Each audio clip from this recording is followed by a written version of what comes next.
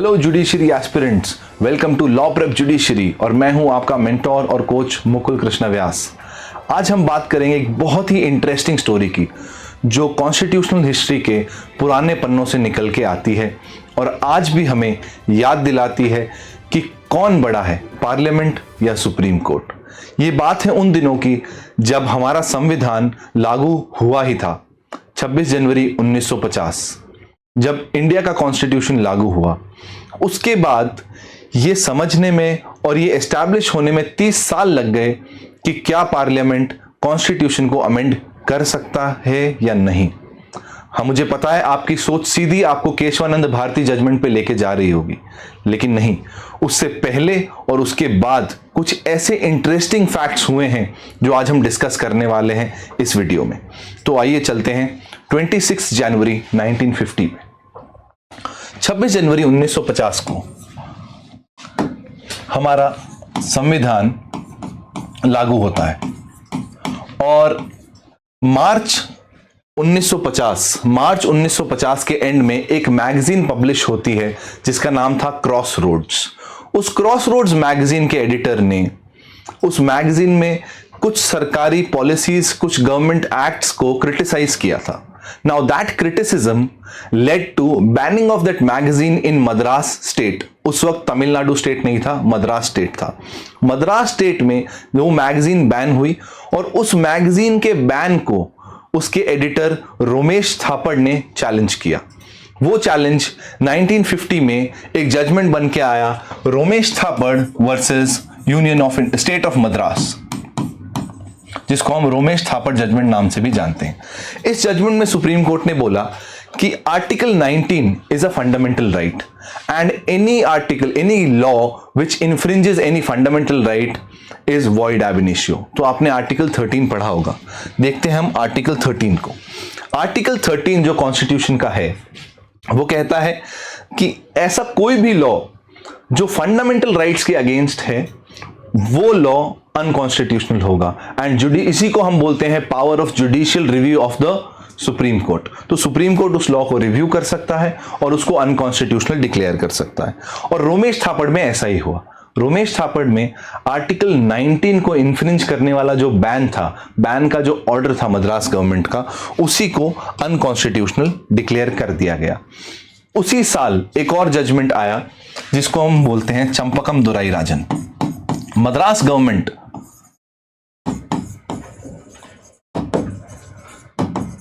Government ने एक और ऑर्डर पास किया जिसमें उसने कुछ शेड्यूल कास्ट और शेड्यूल ट्राइब्स को रिजर्वेशन दिया और वो रिजर्वेशन उनको जॉब्स में और एजुकेशनल इंस्टीट्यूशंस में देना माना जा रहा था। बट चंपकम दुराई राजन ने उसको चैलेंज किया on the basis of equality and article 15। Article 15 कहता है there can not be any discrimination on the basis of religion, race, caste, sex and place of birth. और इसीलिए गवर्नमेंट के पास ये पावर नहीं है कि वो किसी भी पर्टिकुलर कास्ट को फेवर करे या रिजर्वेशन दे। इसको चैलेंज किया चंपकम दुराई राजन ने और सुप्रीम कोर्ट ने भी इसको एक्सेप्ट किया कि अगर ऐसा कोई रिजर्वेशन आता है तो वो आर्टिकल 15 के अगेंस्ट होगा। अब इन दोनों जजमेंट के बाद शुरू होती है असली कहानी। 1951 में first constitutional amendment act pass हुआ to nullify the judgement of these two cases. इन दो केसेस में जो सुप्रीम कोर्ट ने जजमेंट दिया, सिर्फ उसको नलिफाई करने के लिए कुछ अमेंडमेंट्स कॉन्स्टिट्यूशन में लाए गए। वो अमेंडमेंट क्या थे, आइए देखते हैं। बात थी आर्टिकल 15 और आर्टिकल 19 की। तो हम देखते हैं आर्टिकल 15 में ऐसा क्या अमेंडमेंट आया। आर्टिकल 15 क्लॉज 4 अगर आप पढ़ेंगे तो वो ओरिजिनली आर्टिकल 15 में नहीं था, उसको फर्स्ट कॉन्स्टिट्यूशनल अमेंडमेंट से ऐड किया गया है और उस फर्स्ट कॉन्स्टिट्यूशनल अमेंडमेंट से ऐड करके लिखा गया कि nothing in this article shall prevent the state from making any provision for the benefit of socially and educationally backward classes, schedule caste and schedule tribes. इसका मतलब ये कॉन्स्टिट्यूशन को amend करके पार्लियामेंट को ये पावर दी कि आप ऐसा लॉ बना सकते हो जो रिजर्वेशन दे सकता है। उसी के साथ आर्टिकल 19 क्लॉज 2 जो कि है reasonable restriction on freedom of speech, उसको भी अमेंड किया गया और बहुत सारी ऐसी चीजें डाली गई जो रोमेश थापड़ जजमेंट को नलिफाई करती हूं। अब सिलसिला शुरू होता है यह सोचने का कि क्या कॉन्स्टिट्यूशनल अमेंडमेंट फंडामेंटल राइट्स को अमेंड कर सकते हैं, क्या कॉन्स्टिट्यूशनल अमेंडमेंट लॉ माने जाएंगे, क्योंकि अगर वो फंडामेंटल राइट को अमेंड कर रहे हैं और अगर वो लॉ हैं तो वो अनकॉन्स्टिट्यूशनल भी डिक्लेयर हो सकते हैं, क्योंकि लॉ की डेफिनेशन में स्पेसिफिकली कहीं नहीं लिखा है कि अमेंडमेंट जो है वो लॉ की डेफिनेशन में आएगा। तो अब सिलसिला शुरू हुआ पहले ऐसे केस का जिसने किसी अमेंडमेंट को चैलेंज किया, वो था शंकरी प्रसाद वर्सेस यूनियन ऑफ इंडिया में फर्स्ट कॉन्स्टिट्यूशनल अमेंडमेंट को चैलेंज किया गया। इस चैलेंज में बोला गया कि ये जो कॉन्स्टिट्यूशनल अमेंडमेंट आया है, फर्स्ट कॉन्स्टिट्यूशनल अमेंडमेंट, ये this takes away certain fundamental rights, और ये जो फंडामेंटल राइट्स को इन्फ्रिंज कर रहा है ये अनकॉन्स्टिट्यूशनल है, ये लॉ की डेफिनेशन में आता है। बट सुप्रीम कोर्ट ने आर्टिकल 13 को लिटरली इंटरप्रेट करते हुए ये बोला, क्योंकि आर्टिकल 13 में ये कहीं नहीं लिखा है कि अमेंडमेंट लॉ होगा, और लॉ की डेफिनेशन में ऑर्डिनेंस लिखा है, रूल लिखा है, बाय लॉज लिखा है, लेकिन अमेंडमेंट नहीं लिखा है। तो अगर पार्लियामेंट चाहता तो अमेंडमेंट लिख सकता था, उसने इंटेंशनली अमेंडमेंट को इससे एक्सक्लूड किया है। इसीलिए अमेंडमेंट लॉ की डेफिनेशन में नहीं आता है, इसलिए parliament has the power to amend constitution the way it wants. ये एक ब्लैंक चेक था पार्लियामेंट को कि आप अमेंडमेंट कैसा भी ला सकते हो। उसके बाद बहुत सारे अमेंडमेंट्स हुए, ऑल्दो बहुत सारे अमेंडमेंट्स जो हुए वो पब्लिक पॉलिसी के लिए हुए, वो हमारे वेलफेयर के लिए हुए, बट कुछ ऐसे अमेंडमेंट्स थे जो कुछ लोगों को सही नहीं लग रहे थे। उनमें से एक अमेंडमेंट था 17th कॉन्स्टिट्यूशनल अमेंडमेंट 1964 में। 17th constitutional amendment 1964। 17th constitutional amendment में कुछ लॉज 9th शेड्यूल में डाले गए और आर्टिकल 31A और 31B पे कुछ काम किया गया। इसको चैलेंज किया गया Sajjan Singh versus state of Rajasthan. Again Sajjan Singh case में वापस से सुप्रीम कोर्ट ने यही बात बोली कि अमेंडमेंट लॉ नहीं होते हैं। अब एक और ब्लैंक चेक था पार्लियामेंट के पास ये देखने का कि अब हमारे पास कोई भी रुकावट नहीं है, कोई भी प्रॉब्लम नहीं है किसी भी अमेंडमेंट को लाने में। तो उसने और ज्यादा लॉज 9th शेड्यूल में डालने शुरू किए। मैं आपको बता दूं 9th शेड्यूल एक ऐसा शेड्यूल है, एक ऐसी लिस्ट है कॉन्स्टिट्यूशन में जिसमें अगर कोई भी लॉ डाल दिया जाता है, कोई भी एक्ट डाल दिया जाता है तो उसका जुडिशियल रिव्यू नहीं हो सकता। ये 9th शेड्यूल का मेन पर्पस है, इसको आगे हम और डिस्कस करने वाले। उसके बाद 1967 में एक ऐसा केस आया जिसने इस लड़ाई को जुडिशियरी की तरफ टिल्ट कर दिया। वो केस था आईसी गोलकनाथ में सुप्रीम कोर्ट ने बहुत स्ट्रिंजेंट वर्ड्स में जजमेंट दिया। गोलकनाथ में सुप्रीम कोर्ट ने दो इंपॉर्टेंट बातें बोली। अब देखिएगा बहुत इंपॉर्टेंट चीज है। सुप्रीम कोर्ट ने बोला कि पहला जो कॉन्स्टिट्यूशनल अमेंडमेंट है वो लॉ होता है, आप अमेंड नहीं कर सकते कॉन्स्टिट्यूशन को। फंडामेंटल राइट्स जो हैं वो ट्रांसेंडेंटल है, बहुत प्योर हैं, उनको बिल्कुल भी अमेंड नहीं किया जा सकता। दूसरा आर्टिकल 368 जो कि अमेंडमेंट ऑफ कॉन्स्टिट्यूशन से रिलेटेड है, उसकी हेडिंग उस वक्त हुआ करती थी procedure to amend the constitution. तो गोलकनाथ में सुप्रीम कोर्ट ने बोला कि ये सिर्फ प्रोसीजर है, ये पावर नहीं है। तो आर्टिकल 368 आपको पावर नहीं देता है, आपको सिर्फ प्रोसीजर बताता है। अगर आपको अमेंड करना है तो आप कॉन्स्टिट्यूएंट असेंबली वापस बिठाइए और इस प्रोसीजर के थ्रू अमेंड कीजिए, which was a very drastic judgment. बिल्कुल इस और की इस साइड या इस एक्सट्रीम पे या इस एक्सट्रीम पे, एक तरफ सुप्रीम कोर्ट बोल रहा है इस एक्सट्रीम पे कि अमेंडमेंट किसी तरह का भी अमेंडमेंट लॉ नहीं होता है, तो पार्लियामेंट कुछ भी अमेंड कर सकती है। दूसरी तरफ आईसी गोलकनाथ में सुप्रीम कोर्ट ने बोला कि पार्लियामेंट फंडामेंटल राइट्स को टच भी नहीं कर सकती है। पार्लियामेंट को अगर अमेंडमेंट करना है तो उसको कॉन्स्टिट्यूएंट असेंबली बिठानी पड़ेगी, और वो जो 368 में लिखा है वो सिर्फ प्रोसीजर है। अब शुरुआत होती है यहां शुरुआत होती है पार्लियामेंट में एक बहुत स्ट्रांग लीडर की। और जब पार्लियामेंट में स्ट्रांग लीडर आए हैं, जुडिशरी और पार्लियामेंट के बीच फ्रिक्शन रहा है। यहां इंदिरा गांधी की एंट्री पार्लियामेंट में हो चुकी है। श्रीमती इंदिरा गांधी बहुत स्ट्रांग लीडर थी, उनके पास मेजॉरिटी भी बहुत स्ट्रांग थी। तो इसीलिए इस जजमेंट को नलिफाई करने के लिए उन्होंने एक बहुत बड़ा स्टेप लिया, बहुत स्ट्रांग स्टेप लिया। 24th constitutional amendment act. 24th constitutional amendment act से उन्होंने क्या किया, गोलकनाथ को स्पेसिफिकली चेंज कर दिया। कैसे चेंज किया गोलकनाथ के जजमेंट को? सबसे पहले 24th में उन्होंने ये आर्टिकल इंसर्ट किया 24th अमेंडमेंट के through, that nothing in this article shall apply to the amendment made under 368। ये आर्टिकल 13 में लिख दिया, साफ साफ आर्टिकल 13 में लिखा कि 368 में जो भी अमेंडमेंट हो रहा है उस पे आर्टिकल 13 अप्लाई नहीं होगा। इसका मतलब अमेंडमेंट लॉ नहीं माना जाएगा, स्पेसिफिकली कॉन्स्टिट्यूशन में लिख दिया। उसके बाद जो बड़ा चेंज उन्होंने किया वो क्या किया, क्योंकि गोलकनाथ ने बोला था 368 में कि वो प्रोसीजर है, वो पावर नहीं है। यहां पे 368 में उन्होंने क्या किया, 368 की हेडिंग को चेंज कर दिया। 368 की हेडिंग को चेंज करके उसको लिखा power of parliament to amend the constitution and procedure therefor. इसका मतलब कि ये पावर बता रहा है और प्रोसीजर बता रहा है, विच मीन्स कि जो कॉन्स्टिट्यूएंट असेंबली सेटअप करने की बात थी वो नलिफाई हो गई। अब इंदिरा गांधी ने पार्लियामेंट के थ्रू ये चेंजेस करवाए, इंदिरा गांधी गवर्नमेंट ने, and the ball was now in supreme courts court.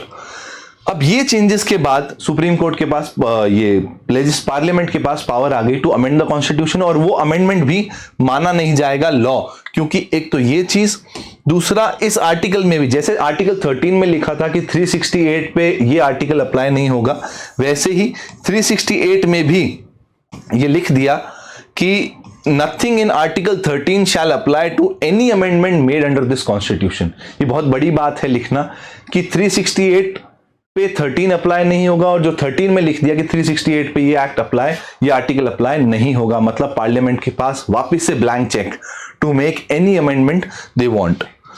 अब जाके आती है बहुत इंपॉर्टेंट चीज, और वो थी 24 अप्रैल 1973,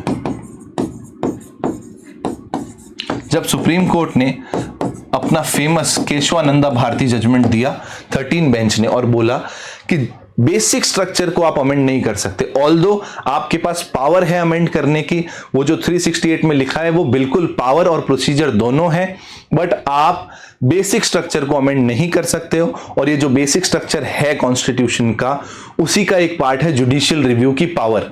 तो इसीलिए कोर्ट किसी भी लॉ को, किसी भी अमेंडमेंट को जुडिशियली रिव्यू कर सकता है, और जो आपने 13 में क्लॉज 4 ऐड किया है और 368 में जो क्लॉज 4 ऐड किया है वो नलिफाई करते हैं हम, वो वॉइड एब इनिशियो हम डिक्लेयर करते हैं। तो ये डिक्लेयर कर दिया बहुत स्ट्रॉन्ग लैंग्वेज में, बेसिक स्ट्रक्चर का डॉक्ट्रिन दी, और बोला जुडिशियल रिव्यू की जो पावर है वो बेसिक स्ट्रक्चर में आती है। Now was the time of emergency. 1975 में इमरजेंसी लागू हुई। 1976 में Indira Gandhi government wanted to take up a very drastic step through 42nd constitutional amendment act. ये सबसे इंपॉर्टेंट चीज है, सबसे ड्रास्टिक अगर आप देखेंगे तो ये एक स्टेप था इंदिरा गांधी गवर्नमेंट का सुप्रीम कोर्ट को जवाब देने के लिए। अब यहां हम देखेंगे क्लॉज 5 ऑफ 368, जो लैंग्वेज का यूज किया, ध्यान से पढ़ेंगे इस लैंग्वेज को आप। For the removal of doubts it is hereby declared that there shall be no limitation whatever on the constituent power of the parliament to amend this constitution। देखिए स्ट्रॉन्ग लैंग्वेज का use देख रहे हैं आप, for the removal of doubts. ऐसी language किसी law में, किसी एक्ट में यूज नहीं हुई है। For the removal of doubts मतलब मन में कोई शक मत रखना, मन में कोई शक मत रखना, आपके डाउट्स को हम खत्म कर रहे हैं। और यहां डिक्लेयर कर रहे हैं, मतलब पार्लियामेंट जुडिशरी को डिक्लेयर करके बता रहा है कि पार्लियामेंट की पावर बहुत स्ट्रांग है और इस पावर पे कोई लिमिटेशन नहीं है, no limitation whatever on the power of parliament to amend this constitution. और इसी के साथ इन्होंने क्लॉज 4 भी इंसर्ट किया थ्रू 42nd अमेंडमेंट।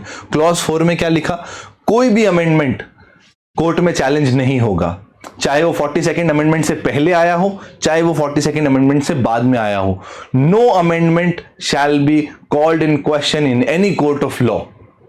ये बहुत स्ट्रॉन्ग मैसेज था जुडिशरी को कि हम अमेंडिंग पावर अपने हाथ में रखेंगे, आप किसी डाउट में मत रहना।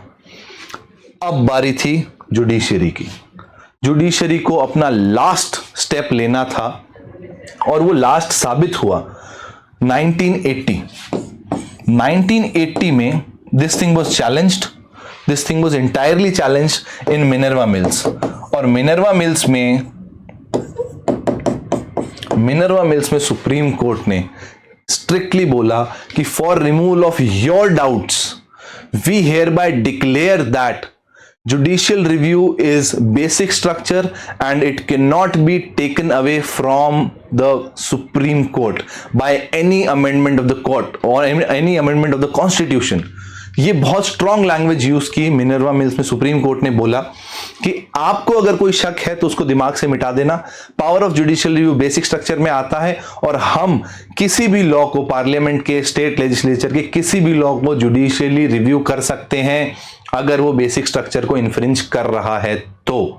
और यहां पे सुप्रीम कोर्ट ने फाइनल अपना मास्टर स्ट्रोक खेला कि आप अगर ऐसा कोई आर्टिकल, ऐसा कोई क्लॉज, ऐसा कोई अमेंडमेंट लाते हो जो कहता है कि जुडिशियल रिव्यू ही नहीं हो सकता है किसी चीज का, तो हम उसको भी अनकॉन्स्टिट्यूशनल डिक्लेयर करते हैं जुडिशियल रिव्यू लेके। एंड देयरफॉर वो जो क्लॉज था, ये जो क्लॉज था for the removal of doubts no amendment shall be challenged, ये दोनों क्लॉजेस, क्लॉज 4 and 5 ऑफ 368 को सुप्रीम कोर्ट ने मिनर्वा मिल्स में अनकॉन्स्टिट्यूशनल डिक्लेयर कर दिया। And finally the controversy was put to rest, क्योंकि 1980 के बाद इंदिरा गांधी के पास और भी बहुत काम थे। इमरजेंसी खत्म हुई, गवर्नमेंट छूट गई, 77 से 79 गवर्नमेंट खत्म हो गई, वापस से इलेक्ट होके आई वो, उनके पास बहुत प्रॉब्लम्स और थी सॉल्व करने को। Therefor she left this tussle, she did not bring in another amendment to nullify Minerva Mills. और यहां जाके 30 साल के बाद ये कंट्रोवर्सी रेस्ट हुई और अल्टीमेटली रिजल्ट ये निकला कि पार्लियामेंट अमेंड कर सकती है कॉन्स्टिट्यूशन को, पार्लियामेंट जो चाहे अमेंडमेंट ला सकती है, बट वो अमेंडमेंट बेसिक स्ट्रक्चर को नहीं टच करेगा। एक दूसरा जो पावर ऑफ जुडिशियल रिव्यू है वो बेसिक स्ट्रक्चर का एक पार्ट है, तो power of judicial review court से पार्लियामेंट नहीं छीन सकता है। That is it for today. अगर आपको ये वीडियो अच्छी लगी हो तो कमेंट्स में जरूर बताइएगा। Parliament versus supreme court. Thank you very much.